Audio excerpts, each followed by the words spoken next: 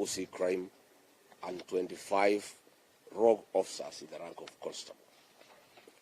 This unit operates under private supervision of a private citizen, Mr. Clive Mutiso. Mr. Mutiso is always in the field brandishing firearms and threatening small-scale traders, doing illegal inspections, ordinarily the duties of the Energy Police Station in Kawi House, Nairobi. Between June and October 2025, this vigilante group operating with impunity raided Nairobi, Kiambu, Kajiado, and Machakos small-scale gas retailers using private vehicles and private lorries. They took away with them over 200,000 gas cylinders.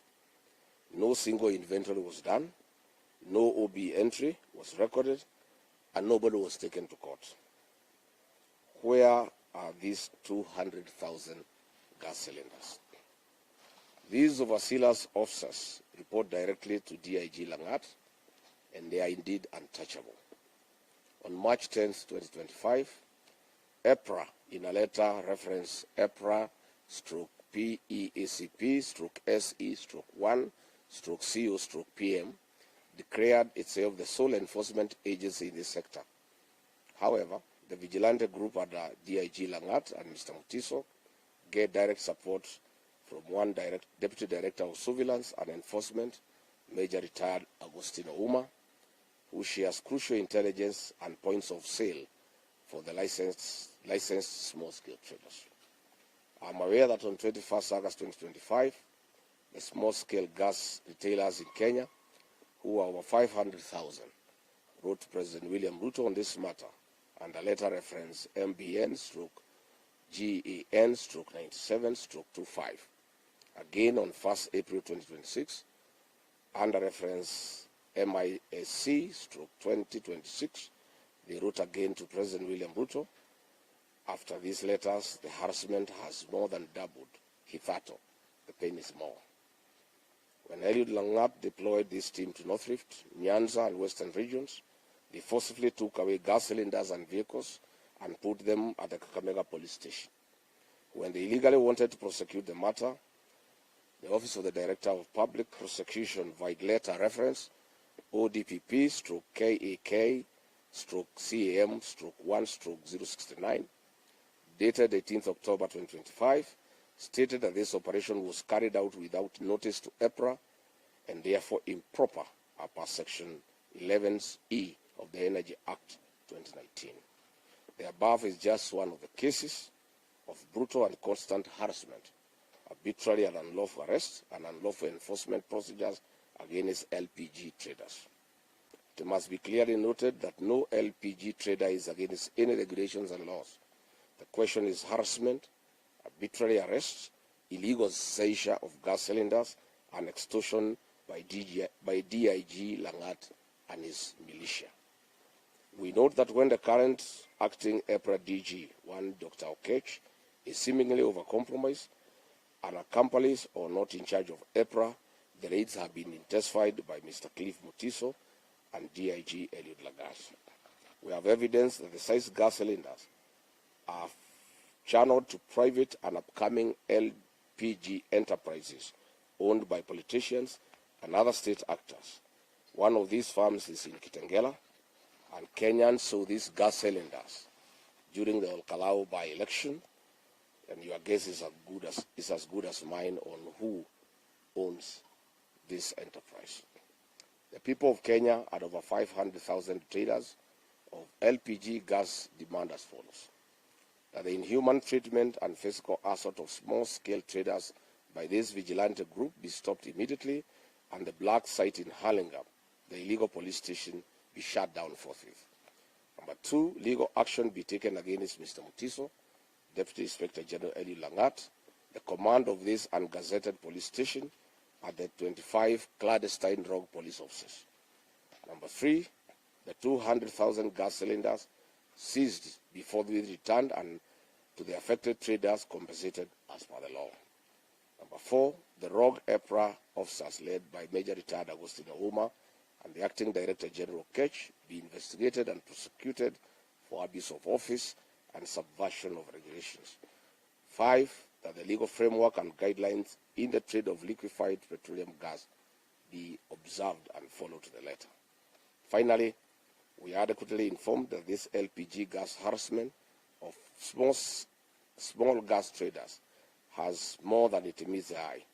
William Ruto, through Ashirami Synergy, a company closely associated with him, wants to introduce a deal like the petroleum's G2G ragtag to completely drive out other players and free market in the LPG sector.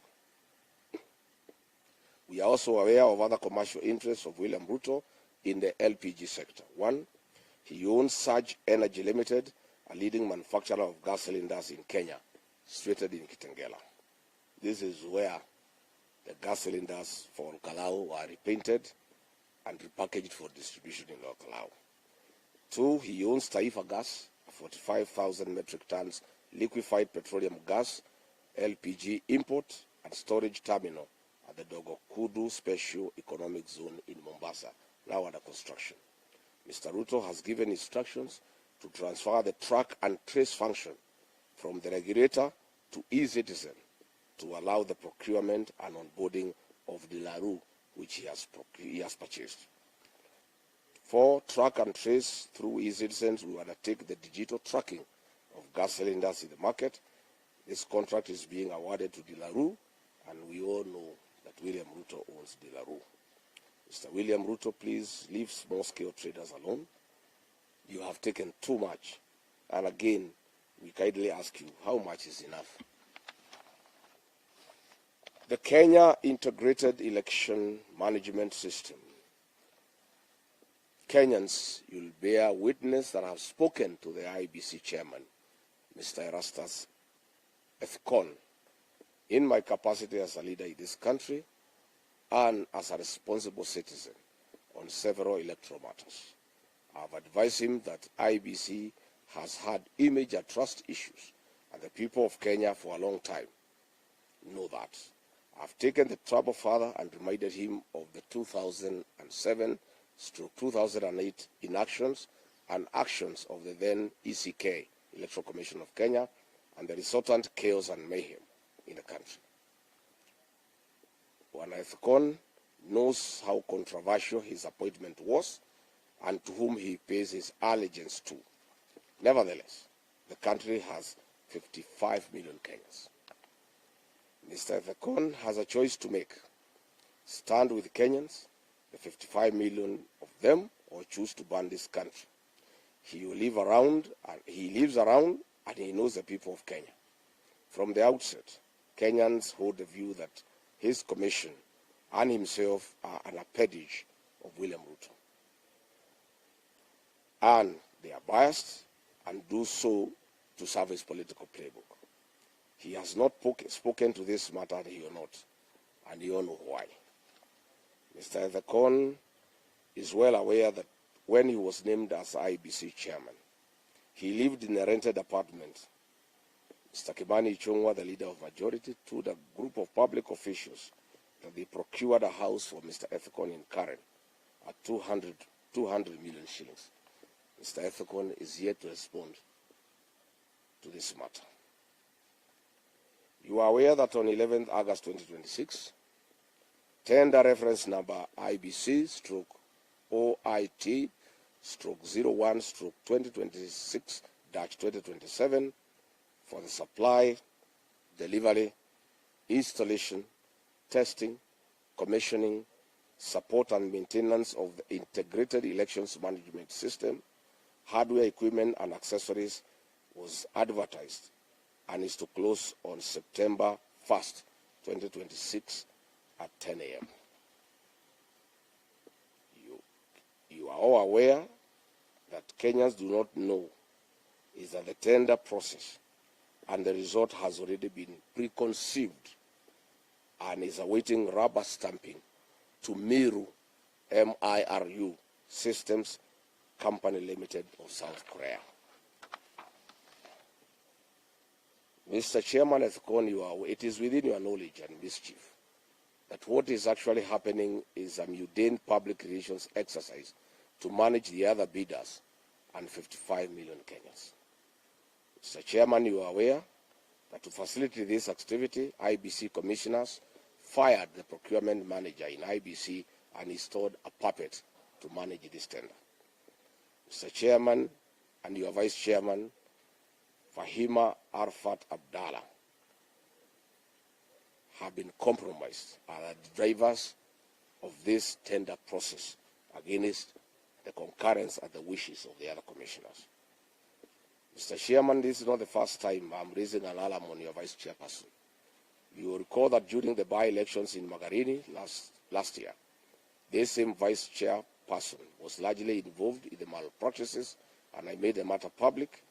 You did nothing about it. This confirms that she was holding your brief and that you are the appointing authority. Mr. Chairman, with your concurrence, the PS for Interior, Remo Domolo, the PS for Immigration and Citizen Affairs, Mr. Berio Kipsang, have held meetings with Meru Systems Company Limited of South Korea. They are in the process of giving to the company access to the country's voter registration database for integration purposes. But Kenyans are asking, who is Meru System Company Limited? This is a South Korean company with a very bad history of rigging elections across the world. Their global failures are well documented, having faced allegations of faulty technology in Argentina, Philippines, and the DRC, where they deploy their equipment and technology.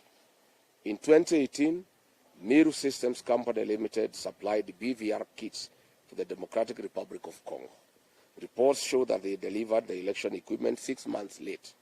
Following the controversy, the South Korean government publicly distanced itself from this company. In the Democratic Republic of Congo in 2023, election observers reported that up to 45% of polling stations experienced equipment malfunctions, and this potentially excluded 17 million Congolese from voting. Again in Congo, illegible voters' cards were used and actual voters were removed from the roll of voters. Following Congo's 2018 and 2023 polls, the U.S. Treasury Department placed election commissions, then President and 2 of his deputies under sanctions for undermining the democratic process of institutions.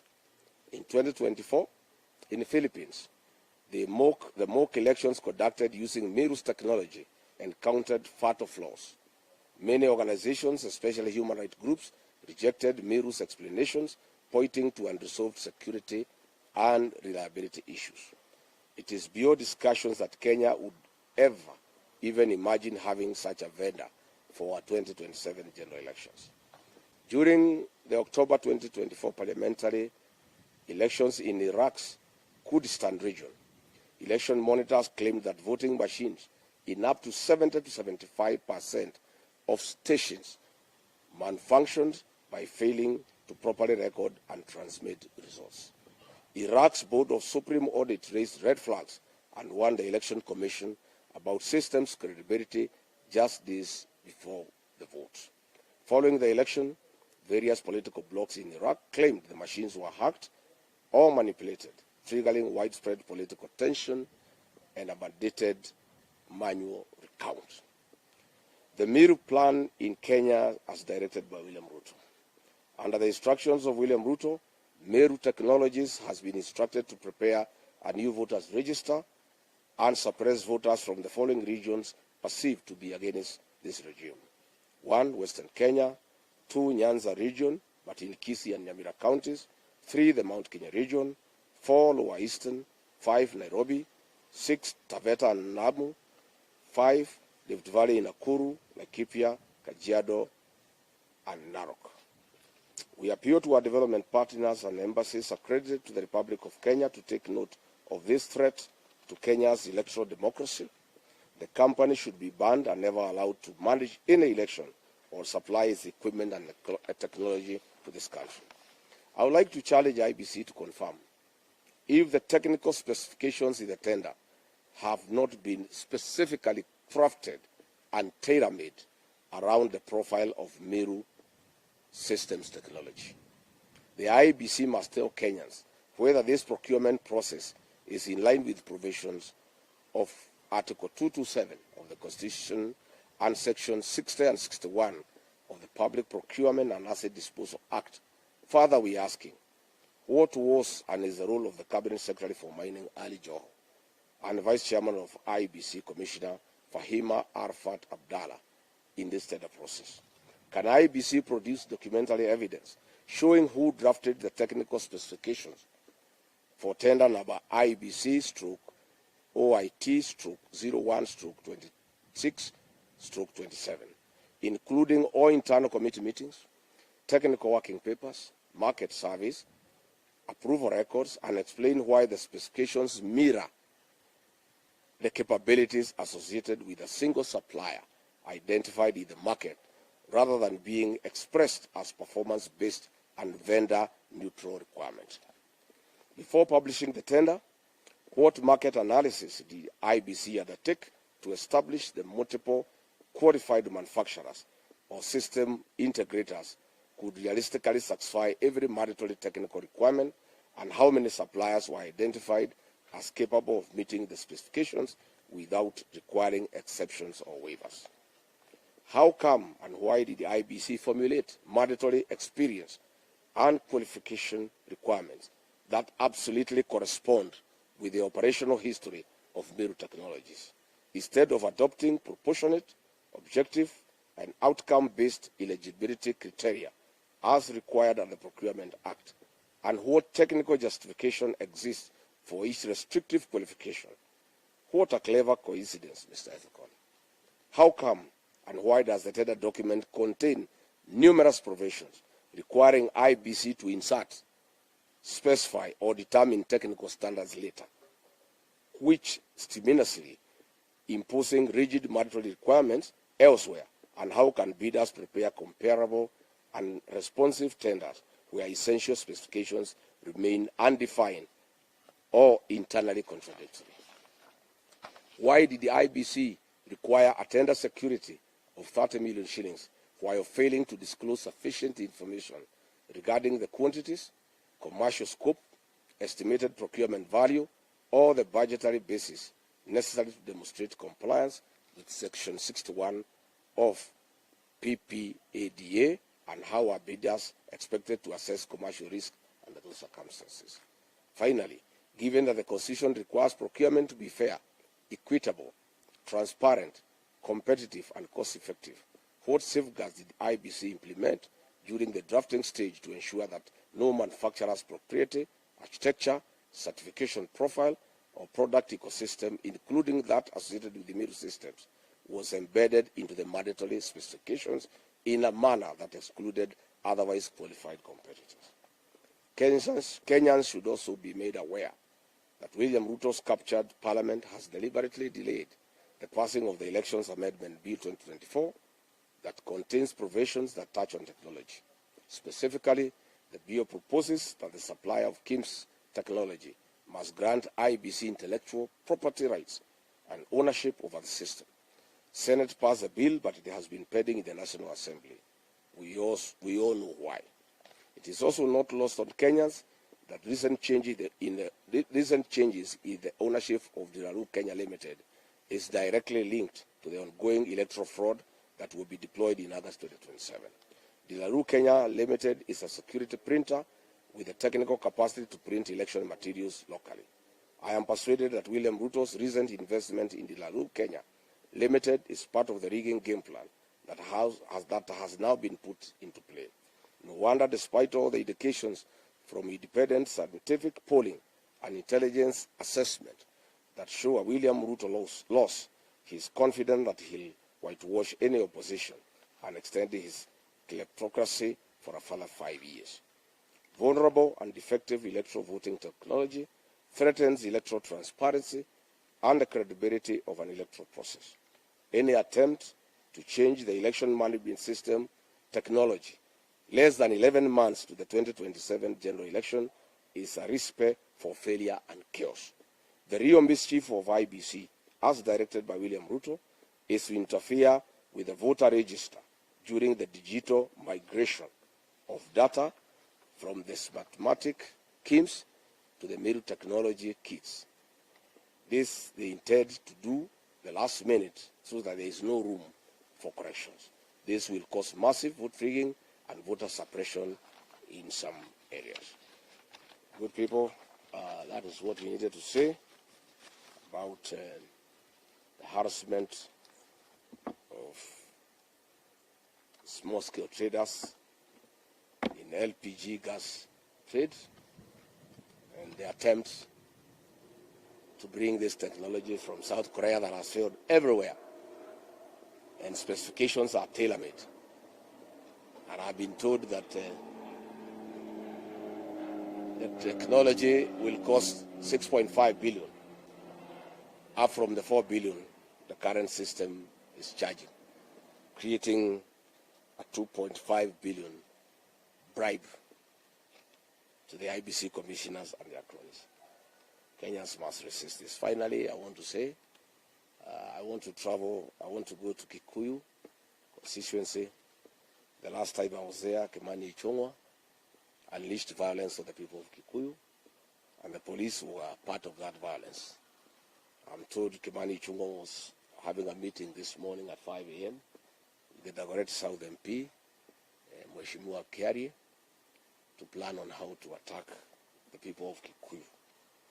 I want to ask the Inspector General of Police, Douglas Kaja, to provide security to that meeting, and his officers should not be part of violence that, as they were last time. In fact, after goons were unable to attack our meeting the last time we were in Kikuyu, it is the police themselves who attacked our meeting. And I've been saying police have become goons. Kikuyu police station is a scene of crime. The OCS there, Mr. Mulwa, is a chief goon and works with Kimani Ichung'wah to cause violence against the people. So we'll be in Kikuyu this afternoon, and we ask the AG to provide security. We ask the OCS Kikuyu not to unleash violence against innocent people. Kenya is a democracy. To let people have their meeting and sell their agenda. After we leave, Kimani Ichung'wah can have another meeting tomorrow or the day after and sell his agenda. And you know, Kimani Ichung'wah is also very busy coercing my church, the PCA, to go and meet William Ruto. He is trying to organize with the Secretary General of PCA 2,000 church leaders to go and meet William Ruto at State House to take bribes. They want 300 million to pay some loans the church owe, and each participant want to be bribed with some 20,000 shillings. So instead of raiding our meetings, take time to work on the PCA delegation. Go and mobilize PCA church leaders, take them to State House to be bribed. And we asking our PCA clerics as a member of the church, please just go and take the money. The matter is there. We as members will not be persuaded by yourself that even if William Ruto through bribery persuades you to back him and to support him, we as members of the church will not be moved, will not be persuaded. So good people, I want to thank you for coming. I know we were with you yesterday. I did not give this information because I didn't have the full details, especially on the IBC. It was very, very critical that Kenyans know exactly what is happening. So I want to thank you for coming. And I'll see you when I come back after a while. In the meantime, to tell Kenyans what is happening. I will be off completely myself. Viongozi wamejaa inchi, wakame vizuri, waeleze what is happening. Our Secretary General here will hold brief for me.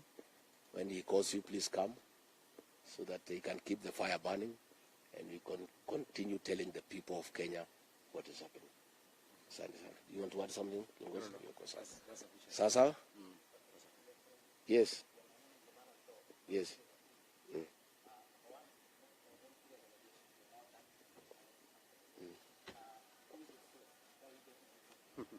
IBC, inside IBC. You know what is happening? Emmanuel Tom. And you have noticed, Kenyans are very patriotic. That is why Rigathi has a lot of information. And Kenyans have come to trust me. You know, previously, leaders in the opposition will be given privileged information of a confidential nature, and they use it to trade with the government to get money and other favors. Rigathi is a patriot. Any information given by the people of Kenya, I give it to the public, and it has helped to a great extent to stem some of these excesses. This information has been given to me by officials within IBC. This tender was tailor-made. The specifics were made in a way, the specs, that nobody else can win this tender other than this South Korea. And you'll see, I'm told even the competitors have gone to the Procurement Appeals Tribunal to say, no, you cannot do specs that are tailor-made for a company. And I want now to challenge you as the media to go to IBC, ask for the specs in this tender. Then Google and get what this South Korean firm has. And you'll find word to word, sentence by sentence, requirement by requirement. It's a fraud. And I want to thank IBC officials who have looked for me, great patriots of this country, who don't want anybody to mess with this country. And they are saying it is not possible to have a new system within the remaining time of 11 months. When do you do digital migration? When even tender now has been not been awarded. By the time it is awarded, they come, digital migration. The elections are here. There is no time to interrogate. I want to recommend that the current system of Smartmatics be retained, because already they have the data, they have the experience, and we have seen them do elections. I saw in Olokalao. The system was quite okay. I don't think we have a problem with this system of Smartmatics. But it is not possible to have a new system to manage our elections between now and the election, 11 months. Because they will have to migrate the data from Smartmatics to the new company. Why do we have to get data from a company that is already in the country and give it to a new entrant? What is the gain? They have already done the donkey work. They have all the data. They have the voters register. Why do you want to move that data to a new company? That is where the mischief is. They want to interfere with the voters register, especially in areas where William Ruto has been rejected. I've read the areas where they want to interfere. And they are working with PS Remo Domolo and Belio Kipsang, who are the custodians of IDs and the data of people who are registered to be Kenyans. And that is where there is mischief, and will not agree. And I want to thank the IBC officials who brought this matter to my attention.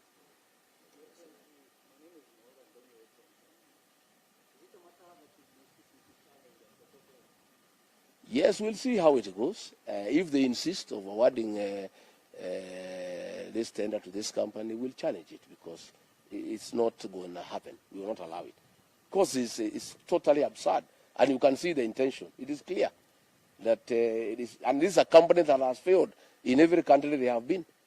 So why do you want to bring failure from other countries to Kenya? We cannot accept. Thank you very much. Nafikiri hiyo inatosha. Ndio.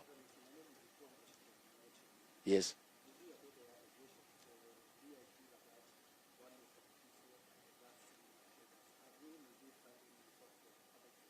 File to who? If DIG Lang'at is a suspect, you file to who?